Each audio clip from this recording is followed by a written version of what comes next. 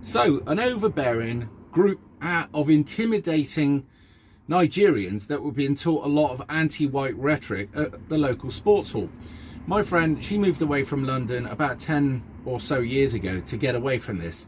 And she thought she was safe up north and there wasn't a great deal of diversity up there and things were going okay. But they've now moved a huge swathe of diversity, but these ones are Christian. They're Christian Nigerians. These are ones where I have to say that the women, when they brought their kids to this thing, were fairly well behaved. The kids, the grown-up kids, were noisy as fuck, but it was the men that were very overbearing, very threatening, very intimidating.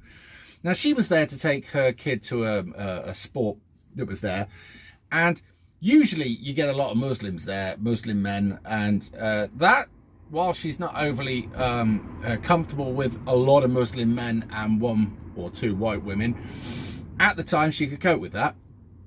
However, these Nigerians that have been come there that say that they were being taught that when you come to any country, doesn't matter where it is, you put your Nigerians first, you put all your group first before anything else, and they were teaching them lots of other stuff, which she said was quite threatening and very anti-white, very anti-British.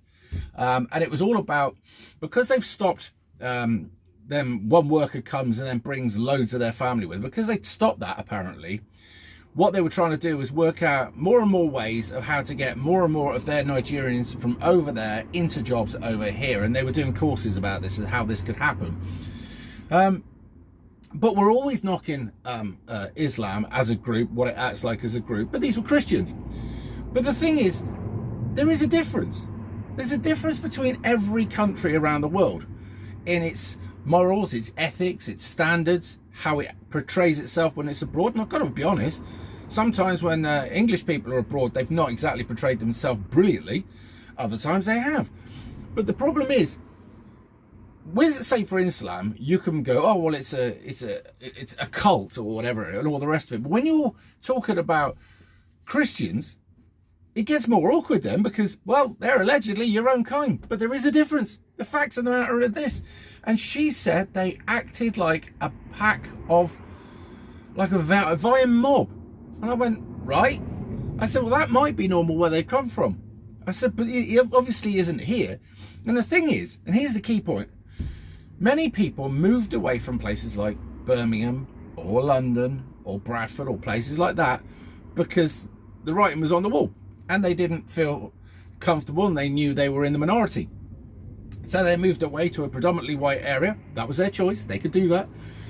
And now, as they plan to do, as this system itself has planned to do, is it will get other cultures, predominantly Indian or Muslim, but you will take the Christians in as well, because this all plays into the part that you'll get all the cultures to fight themselves and you'll start this breakdown of society.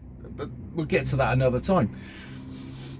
The thing is, they just want to make sure that every part of our country is flooded with people who don't look like us and don't act like us, and certainly don't want to assimilate.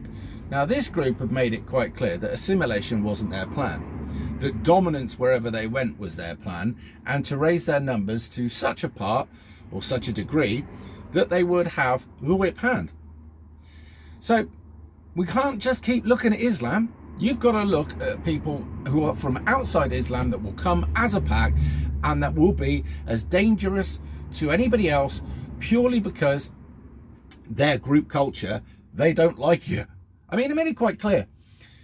The attitude that they gave to white people there was a very, very threatening one. Now, if you'd come to this culture, or country I should say, to assimilate, to fit in, you would try to be more friendly to the locals, wouldn't you? You would try to endear yourselves a bit more if you thought, we're going to stay here, we need to fit in, we need to get on, and all the rest of it. But these people had no intention.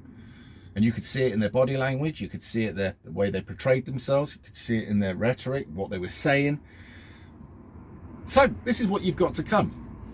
And many people now who are living out in the country have thought, I'm all right, Jack, ain't so all right.